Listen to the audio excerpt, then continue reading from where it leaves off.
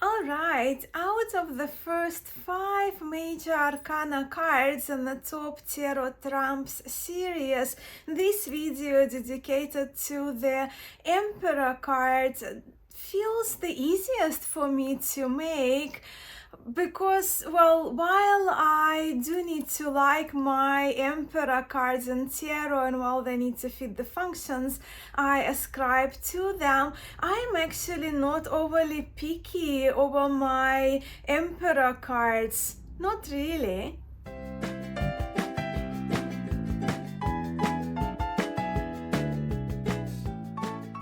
Hello friends, Mascha here. Welcome back to my channel and welcome to the 5th installment in the Top Tarot Trumps series. This video is dedicated to Arcanum 4, which is the Emperor card in tarot. Now, this video is not going to be as long as my previous ones, especially when it comes to my usual historic excursions I like to go on to, because much of the same applies to the Emperor as it did to the Empress card pictorially, symbologically. As for almost 5 centuries, and we hear from the 15th century up to pretty much the end of the 19th century, when the depictions of the emperors didn't change much, if at all, right? Well, if kind of looking roughly, right, not puristically. But let's briefly see the Emperor progression through the reproductions of the earliest decks I have in my tarot library to then contemporary decks, so we can illustrate that historical progression from then to now in tarot. Let's begin from the earliest, so to speak, Emperor in my collection, being from the Visconti Madrone tarot, portrayed as the at the time existing 15th century Emperor Sigismund. And here we see him facing straight ahead at us, and he is shown with his scepter and a globe, and the golden eagle is actually depicted as a part of his attire, as part of his armor. But then we observe the Emperor from the hand-painted Charles VI and cards printed from the uncut 15th century Budapest and Rosenwald sheets, and later woodblock Marseille decks. The emperors are depicted as mature men with a beard, and so is this one, of course. But they begin to become depicted in their profile. Of course, Rosenwald is not, right? But not all, but I'm just kind of giving you a pattern there.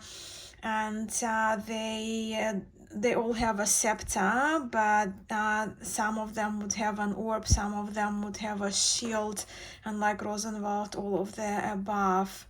As I mentioned in the Empress video, the absence of the shield with the imperial eagle was due to the areas where these particular cards originated from, because they were under papal influences.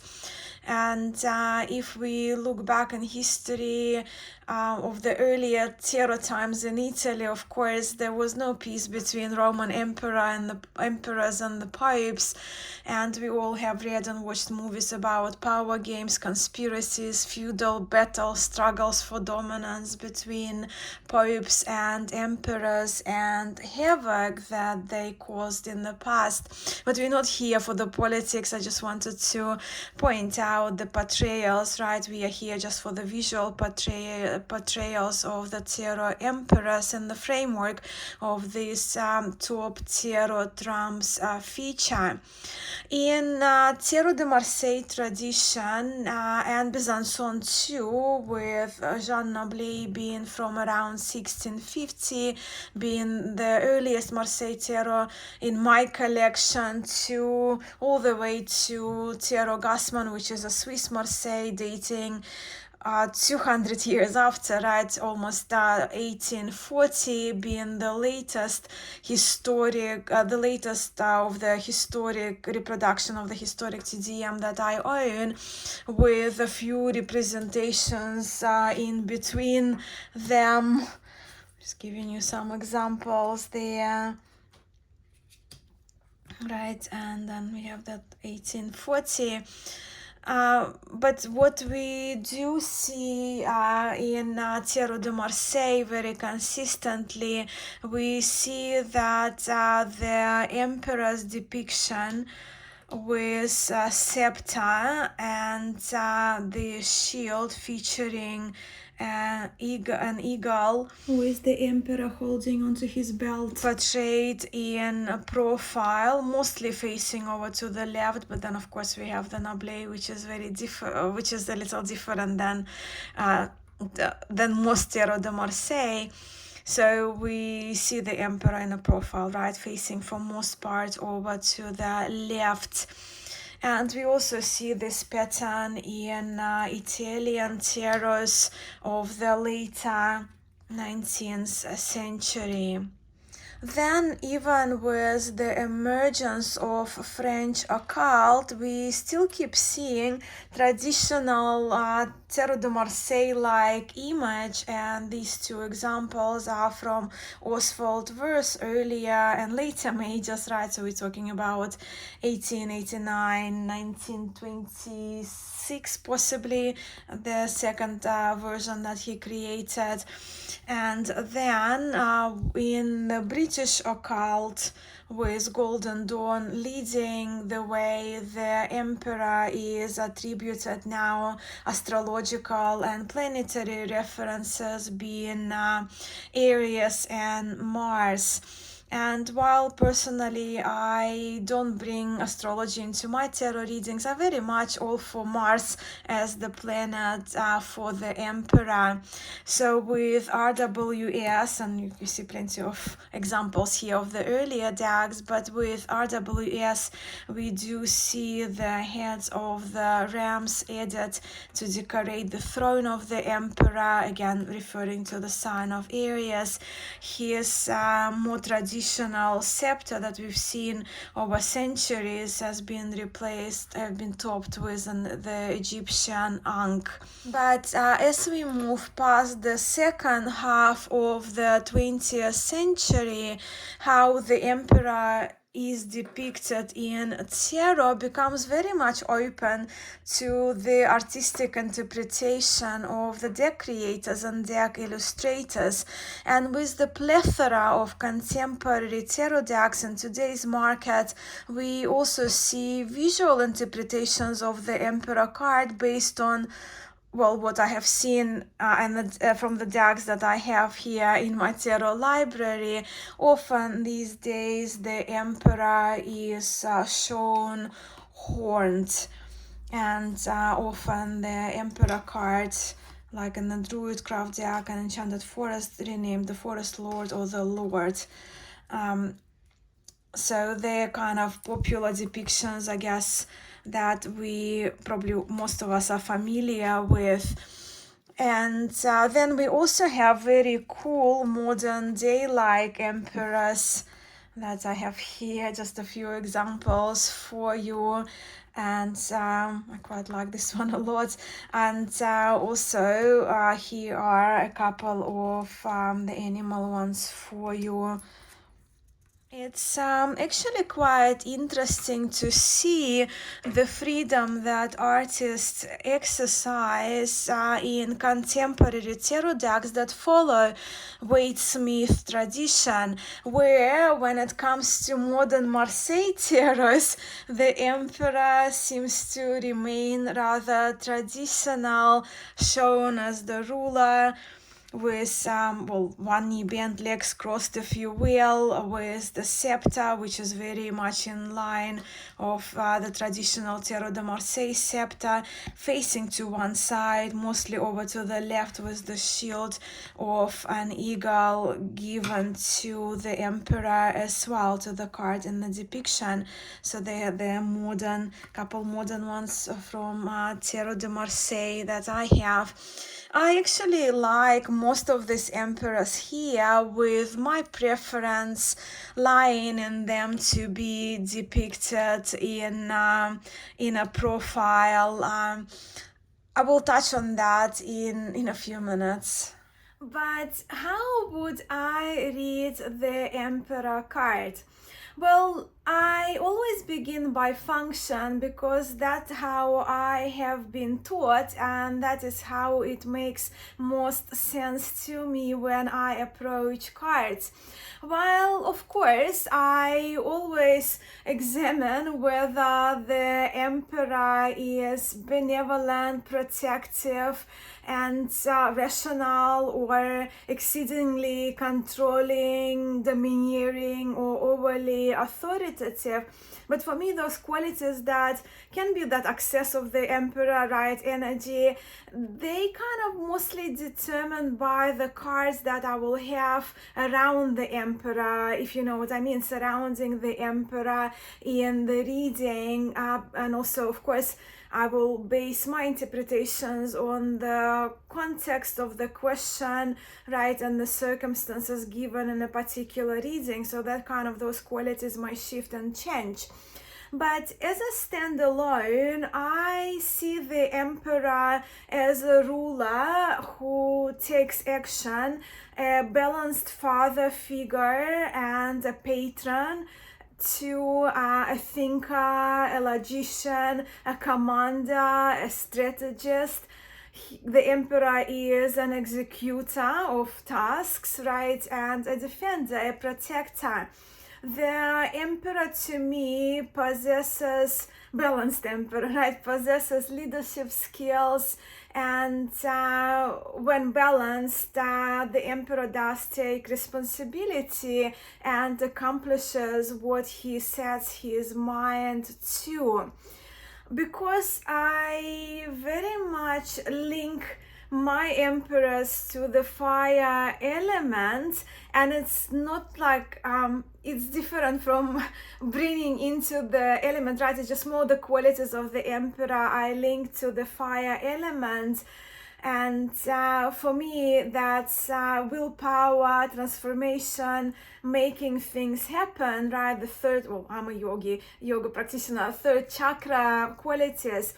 So because of that, because of the fire element, my theme today for this video, I'm going today with the red and gold theme, right, for this trump. And my 5 choices today, 5 cards that I've selected, they will in one way or another would reflect that, right? So red and gold emperors. Please allow me to begin with the emperor, which kind of took my breath away. And this emperor is from the Visconti Sforza Tarot. That's the version I have by the US game. So this the reproduction, and while this reproduction does not feature gold, the original of this card, let me just bring it in, you see how pretty it is. The original of this card is very vivid in my memory, and it will always be. This original that I'm showing is kept at the Carrara, at Accademia Carrara in Bergamo, where I saw it last year in September. And being made for Visconti Sforza family, this gold stamping, as you can see, so much better in the picture I took of the real card, right, than you see in this reproduction. But this gold stamping probably was done in with real gold too. I'm pretty confident even to say that it would have been. And with this card also, as you can see, being preserved immaculately, as we are talking 15th century here, and with this card being hand painted as well. I very much love how this particular emperor is older and gentler looking, although a reproduction that I have, that's the closest I will ever get right to this one.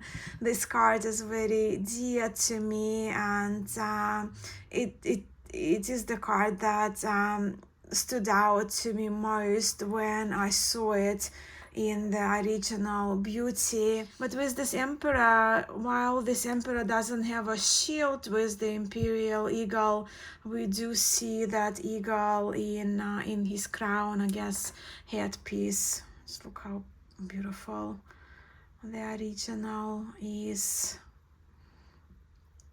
And not having the original, when I look at these cards, it just kind of brings the memories, and I can imagine what I've seen. But then also I have this photo for my own records.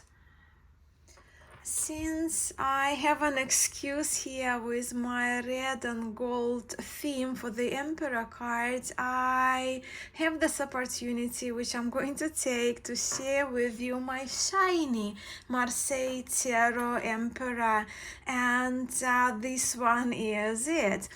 I know that those gold foiled blingy decks are not to everyone's taste, but this tarot I like a lot. It's a blingified version of Swiss Claude Bordel Tarot de Marseille, originating in 1751, published by Lo Scarabea. While I totally get that this version of Marseille is not that refined, but I do like it. I like it a lot, and I thought it deserved to be showcased for the Emperor feature occasion with all the reds and gold foiling and that shine. I really do like this tarot. I think it's fun, the bags. And then I have the Emperor from Thor's Tarot, and this particular version is from Anna at Alpha Lear on Make Plain Cards. So she created the borderless version of Thoth, and just kind of keeping the green borders to pay tribute to the greenie that Anna loves as well, and redesigned colors in the backs are redesigned as well. Mine comes in the tin, right, with the same pattern as the backing. While no gold here, this Emperor is very much on the money for me and absolutely outstanding in my view. This Emperor for me says fire, which I love.